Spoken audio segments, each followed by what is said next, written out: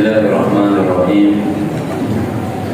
Assalamualaikum warahmatullahi wabarakatuh.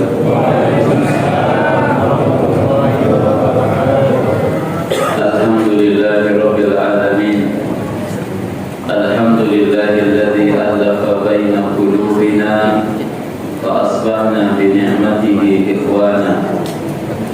Alhamdulillah ala ni'matil iman wa ni'matil islam wa ni'matil ukhuwah wa ni'matil da'wah wa ala ni'matir rahmah. Asyhadu an la ilaha illallah wahdahu la syarika lah wa asyhadu anna Muhammadan abduhu wa rasuluh alladzi la nabiyya ba'dah. Allahumma salli wa sallim wa barik ala Muhammad wa ala alihi wa sahbihi ajma'in.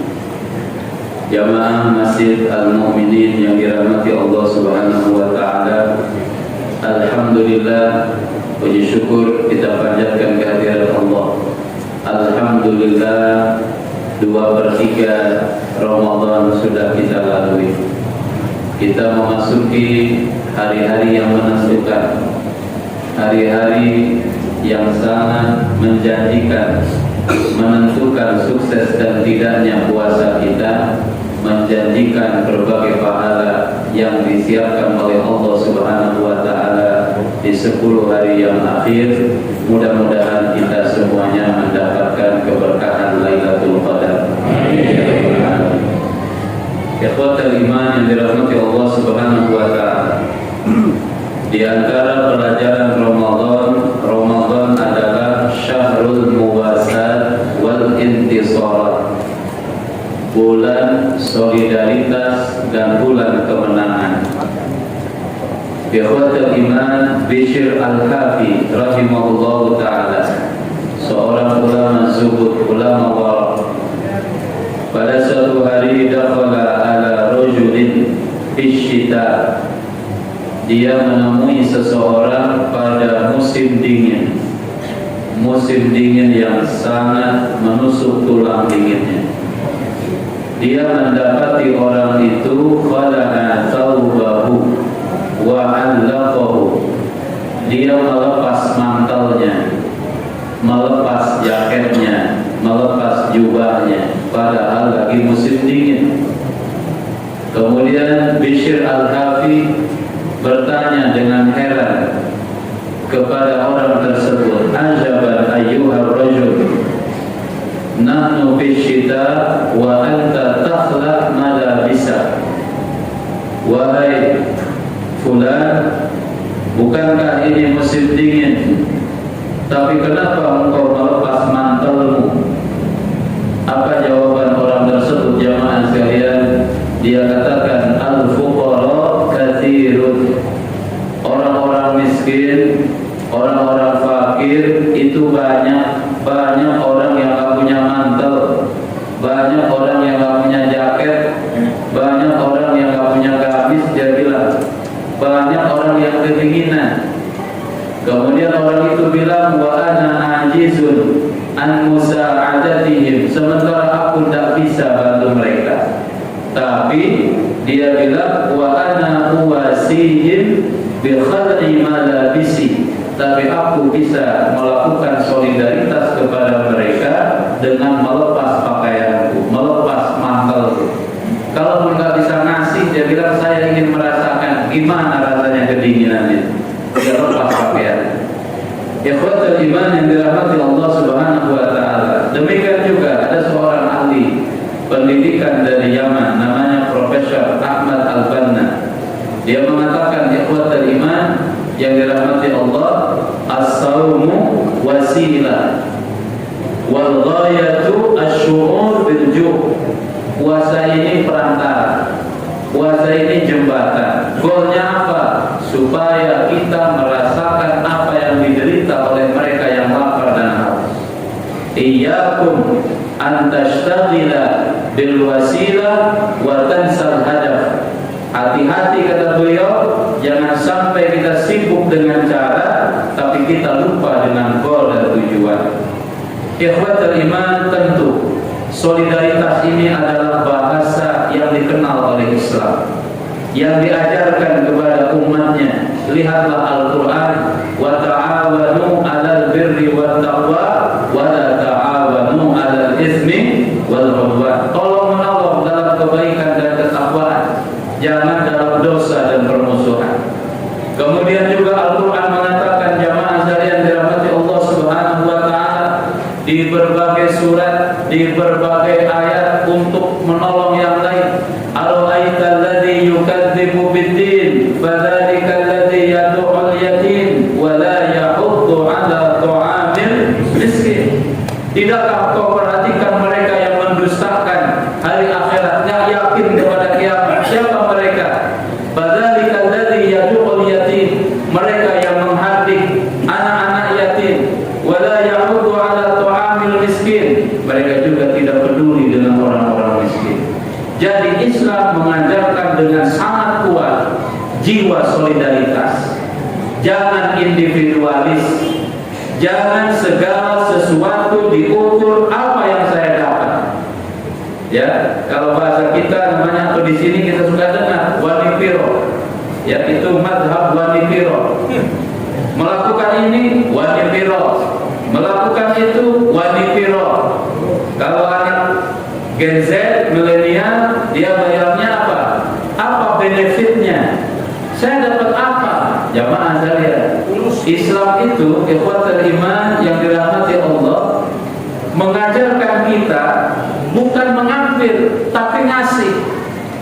Ya, madza nu'ti linnas lil Islam wala nufakkir madza na'khudhu minal Islam.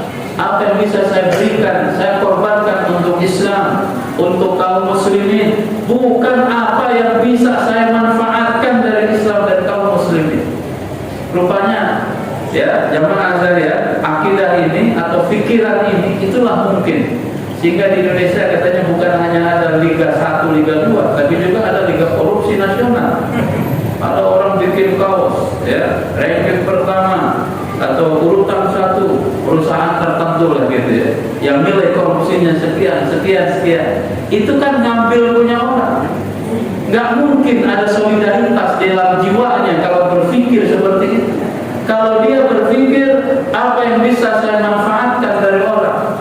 Kadang miris juga ada ungkapan yang mengatakan, jamaah sekalian, kalau orang miskin berpikir besok saya makan apa, tapi kalau orang kaya sekuler mikirnya siapa yang saya makan besok. Siapa yang saya akan makan besok, katanya. Orang mana yang saya akan makan, yang saya manfaatkan. Puasa ini ngajarin jamaah sekalian, jangan kita ngambil tapi kita ngasih.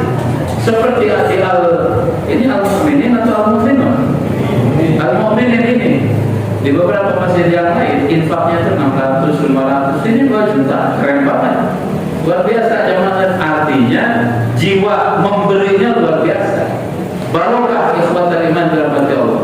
Terakhir jamaah sekalian, kepedulian yang mesti juga kita pupuk pada hari ini. Lihat Gaza, jangan lupakan mereka. 461 hari perang, 11 Januari tanda tangan Israel dengan Hamas, gencatan senjata. Gencatan senjata terdiri dari 3 tahap. Tahap pertama 42 hari, tahap kedua, tahap ketiga. Ketika tahap pertama selesai, beberapa tawanan Israel dilepas. Tawanan-tawanan dari Palestina juga dilepas, dari Gaza, dari tepi barat, tawanan yang usia vonisnya sampai ratusan tahun. Ada orang divonis 64 kali seumur hidup. 64 kali vonis seumur hidup. Kalau dijembrengin itu 2.300 tahun. Ini orang kalau sudah meninggal, jasadnya masih ditahan sama mereka, tapi kembali lepas. Ketika mau memasuki tahap kedua, runding, Israel berkhianat. Israel ingkar janji jamaah sekalian, ya, nggak mau dia. Padahal di awal sudah tanda tangan jamaah. Di awal mereka sudah tanda tangan. Hamas bilang oke, semua kesepakatan perjanjian damai ditunaikan oleh Hamas. Lepaskan tawanan, dilepas.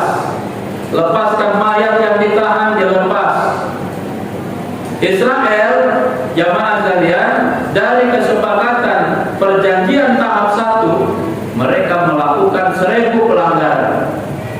Mestinya ada bantuan sehari 500 kontainer masuk Gaza, paling sehari 30-40.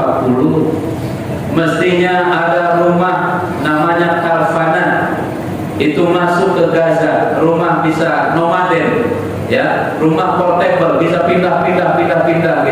Ini nggak masuk, numpuk di perbatasan Al-Arish, perbatasan antara Rafah dengan Gaza di Mesir. Nggak dimasukin, bahan bakar nggak dimasukin, dan lain sebagainya yang disebut dengan namanya protokol kemanusiaan. Israel tidak menaatinya jamaah sekalian. Ketika memasuki tahapan 2, Amerika turun, kemudian Amerika langsung bertemu dengan Hamas. Amerika berkepentingan untuk membebaskan satu tawanan masih hidup, orang Amerika, yang kedua sudah jadi mayat karena dibombardir sama Israel mati. Kata Hamas, oke, asal bebaskan 200 tawanan yang ada di penjara Israel. Tapi Israel tidak diajak-ajak ketika perundingan itu. Kemudian Israel marah, akhirnya perundingan dikacaukan. Ikhwatul iman, beberapa hari yang lalu Israel kembali melancarkan serangan, membombardir wilayah Gaza dari mulai utara sampai selatan, Gaza utara, Gaza tengah, kota Gaza, Gaza selatan, dan lain sebagainya dibombardir. Dalam satu hari 400 orang syahid. Dari 400 ini, 400 lebih ini 200 anak-anak, 200 anak-anak jamaah sekalian. Bahkan ada satu keluarga, ibunya, bapaknya, 5 anaknya syahid semuanya jamaah sekalian. Ada fotonya, dia ada luar biasa. Ikhwatul iman yang dirahmati Allah Subhanahu wa taala. Di akhir Ramadan ini, pertama kita jangan lupa mendoakan mereka.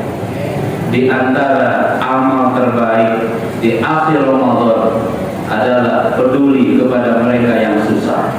Ada hadis Rasul mengatakan, li'an amshiya ma'a akhin fi hajatin ahabbu ilayya min an a'takifa fi masjidi hadha syahr. Dalam riwayat Syahrain, aku keluar kata Nabi untuk memenuhi kebutuhan saudara, itu lebih aku cintai daripada i'tikaf 2 bulan di Masjid Nabawi. I'tikaf 2 bulan di Masjid Nabawi, sekali sholatnya sama dengan 1000 kali sholat. Ini tidak bisa mengimbangi, menandingi pahala kalau kita bisa menyelesaikan urusan kaum muslimin, bisa bantu kesusahan kaum muslimin, bisa bantu kesulitan kaum muslimin jamaah sekalian. Ada peluang yang demikian luar biasa. Andai kita infak, kita bantu Palestina, kita bantu Gaza.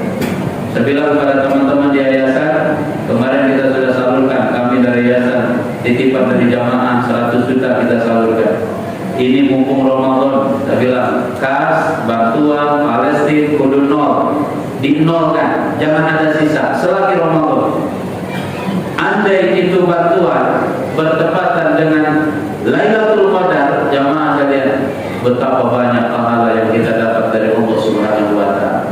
Dan andai itu bantuan sampai kepada saudara-saudara kita, mereka bersyukur, mereka berterima kasih, kita akan merasakan keberkahan, kebaikan. Tiba-tiba rezeki lancar, tiba-tiba hidup normal, badan sehat. Dari apa? Jangan-jangan karena bantuan kita yang diberikan kepada penduduk Gaza yang hari ini sedang menderita. Hari ini jamaah sekalian, mereka sudah 15 hari puasanya itu bukan hanya puasa seperti kita, puasa nggak sahur karena pintu perbatasan ditutup semua. Kemudian bantuan nggak boleh masuk. Sopir-sopir yang bawa kontainer bantuan, mereka bilang ini beberapa hari lagi hancur, busuk ini barang-barang, busuk ini makanan, nggak dibuka sama Zionis.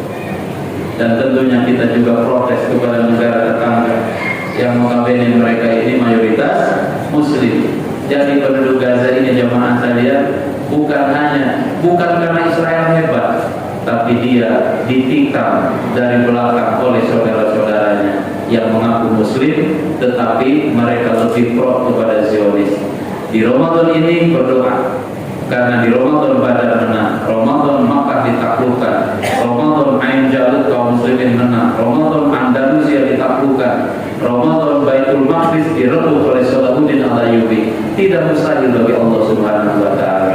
Idza arada syai'an ay yaqula lahu kun. Wallahu a'lam bissawab. Aqulu qouli hadza astaghfirullah li wa lakum. Assalamualaikum